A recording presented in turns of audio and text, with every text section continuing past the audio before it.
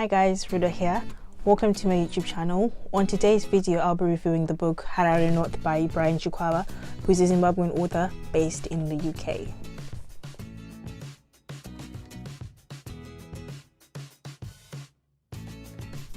Harare North is quite an interesting read in the sense that the character who's nameless is someone who is very hard to love, but at the same time you can't understand why he gets to be the way he is. So it starts off with a guy and he comes to the UK and he's actually running away from his past sins back in Zimbabwe, and the worst part is he's actually like a pro-Zanu character, which is something I've never read about before. Usually it's anti-Zanu or someone who's like looking for refuge, but this guy, what he does, he comes here in the UK, that is, to actually like repay a debt. So he has to work towards his debt, and whilst he's working towards his debt, you kind of see like there's so many topics that are brought about, like things which he goes through. The book is set in London, and if you're someone who's quite familiar with London, you actually like get to know like places that he mentions. There's Brixton, which he mentions quite a lot, and he shows and explains how exactly it is like to be an illegal immigrant in the UK. So our character, he comes to the UK to find a job so that he can repay his debt back home in Zim. And whilst he's working, ends up living with his high school friend, but before that he actually stays with his cousin. And whilst he's staying with his cousin, it kind of shows like how he feels about his cousin's wife, who doesn't really cook, but at the same time she doesn't cook because she comes from work and she's tired, and then he's like expecting her to cook, and then he kind of calls her uncultured. And so he moves out of the house and he moves in with his friend Shingi. Shingi has a visa, but it's not like a full-on visa, like indefinite leave to remain. So it kind of shows like how he gets his jobs, how he's afraid to like be outed, and the kind of jobs that he has, which kind of shows and portrays the life of illegal immigrants in this country, how exactly they live. Because as you go through the book, there are some very specific topics which really touched home for me, which I'll be discussing later on. But one of the main topics which was brought in was how illegal immigrants like live on a day-to-day basis in the UK. Just to give you a heads up, for me this book was very challenging to read, and I hated this character like a lot, but at the same time I think it was a good thing, because it's not always good for you to read books which you agree with. It's always good to have books which also challenge you. So this one was one of those books which kind of challenged me, and one of the things which I really had a hard time, or which I really didn't like at first, was how it's written. So the way in which it's written is it's literal translation from Shona to English. So it's actually broken English. So if you're someone who's a first-time reader, this might not be the best book for you to start with. But if you're someone who's like something which is challenging, you will probably enjoy it after a while. For me, it took me quite a while to get into, because I was like, oh, okay, this is what he means. But also because I'm from Zimbabwe, I could understand. So it's like, for example, it's like if someone from Nigeria is reading a book written in pidgin Nigerian, they'll probably understand it. So it's like in that way. And most people who I've talked about, or who I've heard talk about the book, they were actually saying that the language and the diction used was something they really struggled with.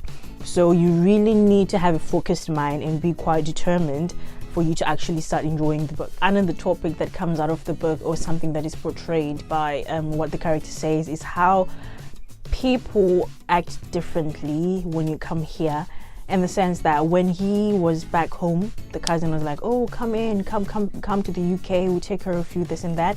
But when he got here, it was actually a different transition, and I think that's what a lot of people have experienced. Those who come here and they don't really have family, their friends, and sometimes even your own family who do that to you. So there's kind of like a shift. When you're back home, they're like, oh, you can come here, we'll take care of you. But when you come, it's actually there's actually a difference there, and not to blame the people who will be here. It could be for different reasons, due to the fact that maybe their living condition is not very conducive, or maybe because, you know, when you're just telling people that, oh, it's okay, you can just come, and you don't really mean it, and then when it happens, they're like, okay, I just have to go on with it.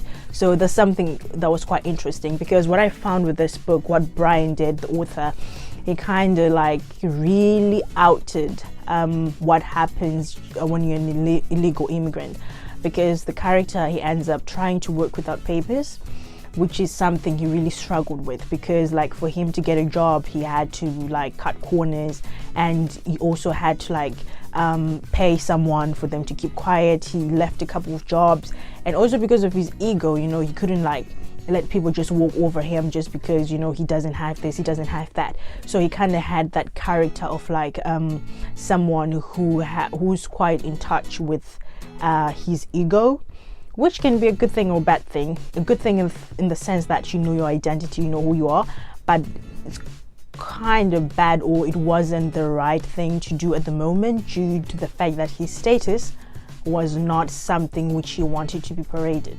Another character, or another characteristic of the character, the nameless character, was how misogynist he was. My gosh, this guy was so exhausting, in the sense that he didn't really have a respect for women. He actually didn't have a respect for a decent human being, in the sense that it was all about himself. He kind of had that mentality that, oh, it's all about him, and not in the fact that he was saying it out loud. It was more like internal, you know, he was thinking it, because the book is in the first person, so it's like in the iPhone, so you kind of like get what exactly I'm talking about as you read the book. So he kind of like he kind of saw himself as like superior or above everything. He was like a well-cultured man, and you know, he had these standards, but at the same time, the standards that he had, they were not really humane, to put it in that sense. So the way he treated, there was this girl there who they used to share a house with, and Shingi, his friend who he lived with, she had a crush on him, but he really didn't respect women, and he really didn't respect other people's opinions, because even though he knew that Shingi liked the girl, he was kind of like hitting on the girl himself, even though he was the friend. And because Shingi was a virgin, and he ended up like bringing a hooker, and then he literally fizzled out the relationship which he ought to have with the girl. So that's the kind of person he was. He wasn't really a true friend. He kind of did things out of vengeance, and it could be because of like he was an ex-militia kind of guy, so it kind of came out. So in as much as the book might seem a bit depressing, it's actually a bit light, due to the fact that the author, he uses comedy, in the sense like how the character speaks, how he sees things, like when he came to the UK, the way he was grinning, you know, the way he was so excited to come here. And there are other happy moments in the book, you know, like uplifting moments in the book. It's not always like, oh, immigration or depression, but I think the main purpose of the book, not taking away from the author, but my view of the book, was him trying to help other people understand that life as an immigrant, it's not always roses, like how you have to like go through life, maneuver the system and all those kind of things. Because the other point which was brought about was how like the housing. I remember like there's a chapter where they had to run away from where they were staying because they were illegal immigrants, so they didn't really have a right to own property or to stay where they said they were not going to be staying. So they had to run away from the house, and they left it vacant for a couple of days. Then they had to come back. So you can feel the anxiety, the fear which they had when they ran away, and them not knowing what to do, not knowing what the next step is. And at the same time, people back home are expecting you to send money because they don't really understand that when you come here, it's not always what it seems like. It's not always how, what it looks like. So that was quite interesting. That was a bit close to home, because also as an immigrant here, I kind of saw like, oh, okay, so yeah, I kind of related, in a sense, moving here. Also, like how he was talking about like racism, how they would see him and how he saw himself, because you could see how he would try to show, like I said before, who exactly he was, like how confident he was in his identity. But when, you know, when they started being racist, calling him names or stereotyping him, it kind of gets to you. It kind of gets to you.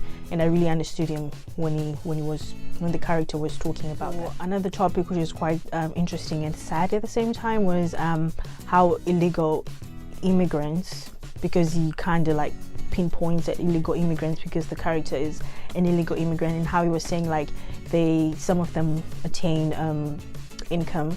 Like for example, this is the girl who Shingi liked, and how she used to like rent her baby to women to claim council flats from the government, and how Shingi was talking about EU passports. It's quite heartbreaking how people like especially from African countries, when they come here, how they have to maneuver the system, how they have to, you know, like walk on eggshells for them not to aggravate like the immigration, the police, or even other people, because other people will snitch on them. And it was a wake-up call, because I think what Brian, the author, was trying to show in this book was the other side of being an immigrant. Because obviously when you come here, people, if you like come to the diaspora, people will think like, oh, your life is like, you know, much better now. But what Brian showed was the other side of what people in the diaspora do not tell those at home or those around them. Because for the likes of Alec, who they used to live with, he would say, oh, he's a manager, or he kind of thought highly of himself. And you could see that there was kind of like a loss of identity there, of wanting to be someone when you're not exactly that. Because it seemed like back home he kind of had this position, but once he came here it kind of changed. So it really is something which really stood out for me, like how people really have to survive on the side. Yeah, so I'm really liking how African authors, those in the diaspora, are really open to talking about this kind of issues. Like in Brian's book, how he's talking about the life of an illegal immigrant, because I think this was my first real experience, like in depth. I know like with Americana days, when Obinza is talking about like he was in the UK and he was cleaning toilets and it was too much for him, so he had to go back. But with this one, it's really like, it's quite deep. You can like really feel the emotion which the character was going through. Though he's like the worst. Like for me, this character, he really challenged me, because, you know, obviously when you're reading, you kind of like used to having characters where you're like, oh, okay, I like this, and you're like hoping for them not to get hurt. But with this one, I was like, I hope something bad happens to him. But then in the flashbacks, you kind of see why he acts in a certain way. So it's mixed bag of emotions, really. I feel bad for him, but I don't feel bad for him, in that kind of sense. So it's quite a human experience, in the sense that there's a turmoil within you when you're reading the book. And I like how, like I said before, I like how African authors are being very confident and vocal about talking about these issues. Because my next book review, or my next video, I'll be reviewing a book of poetry by a Zimbabwean author who's also talking about life as an immigrant, life as an illegal immigrant, and that yearning for home. And her name is Samantha Rumbidzai Vavure, and her poems, they're very, very touching. I'll read out a couple of them. She's allowed me to read a couple of her poems, and I'm pretty sure you feel the same way too. So if you want to read a book which is quite challenging, a book which is different from all your fairy tales which you're used to, big books which you have to agree with, be sure to grab this copy. You might like something to challenge you. And can I just say, I'm very grateful for African authors like writing books which don't have like a hero. I've like Say With Me did not have a hero. The Secret Lives of Baba Segi's Wife did not have a hero, and I'm very grateful for those kind of books which challenges you, which always don't, you know, leave you you know, feeling cozy and warm and like, oh my gosh, it's finally happened. Those books which really challenge you to think and to be like, oh, okay, so this is really like, this is the character's life. It doesn't really end in the way that I wanted. I think it's very important to have more books like that, where you have to think, where you have to like have think pieces, argue about, you know, like show your differences. Books that challenge you. I think it's a very, very good, and African authors are doing amazing in that field. So to show my appreciation for you guys supporting me with this channel, I'm doing a book giveaway of these things over here, and all you have to do is follow my YouTube. You have to follow this channel, subscribe to this channel, and follow my Instagram page, basicgirlreads, and you can take a screenshot of your subscription so that I know you've subscribed, because there's kind of something going on with my devices. I can't really tell who's subscribed, but take a screenshot of your subscription, send it to me on Twitter or on Instagram, or share it on your Instagram stories, and just like that you've entered the competition. And the competition is actually international, so anywhere where you have a post office where I can send these things and you can receive them, by all means please do join. And with that, thank you so much you guys for watching this video. Please don't forget to like, comment and subscribe. Until next time, goodbye.